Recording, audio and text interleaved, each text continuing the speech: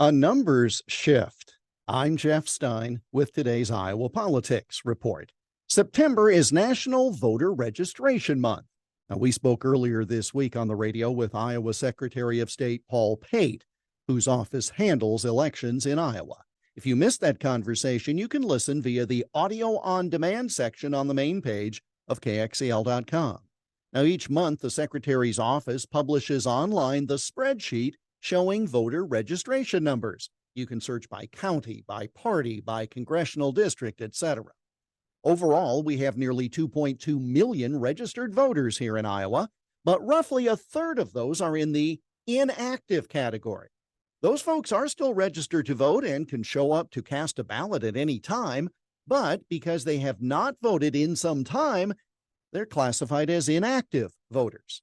That leaves nearly 1.5 million active voters, with all parties and candidates hoping to keep them voting as they have been and to lure back some of the 720,000 inactive voters, get them back to the polling place. But here's the interesting part to me. Going into the last general election just 11 months ago, 3 of the 4 congressional districts had more registered Democrats than Republicans. The only red district was the Western Iowa 4th District.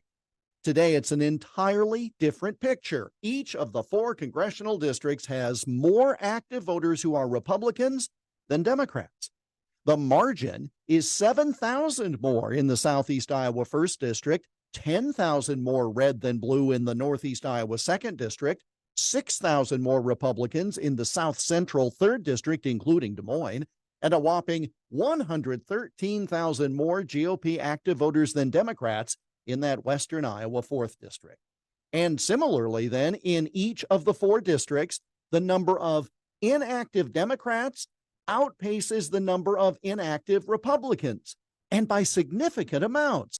15,000 more in the 1st, 14,000 more in the 2nd, 13,000 more in the 3rd, and 35,000 more inactive Democrats than inactive Republicans in the 4th. All right, I understand that's a lot of numbers to take in verbally, but the bottom line is that Democrats are in increasing numbers sitting on their hands and not turning out.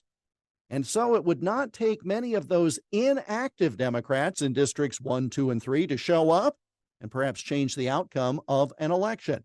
And it's not just a one-time thing. You don't get put on the inactive list for just missing one election.